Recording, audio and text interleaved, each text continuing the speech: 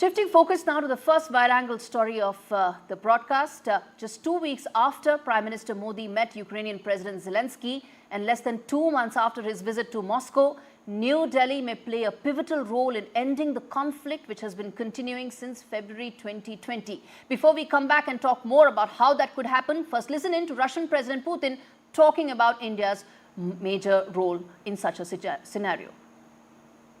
First of all, it is Chinese People's Republic, Brazil, India.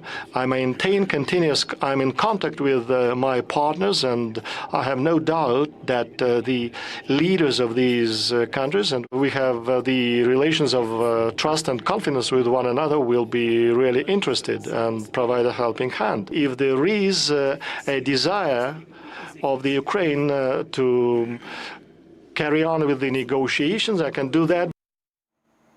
Now, there are many conditions and demands from both Russia and Ukraine, whether it's troop withdrawals, whether it's recognizing territories, it's removal of West-imposed sanctions for Russia. There's a plethora of issues, and arriving at a common ground could be painstakingly long. But the precursor to that is the starting of the very process that requires both parties to be at the negotiating table.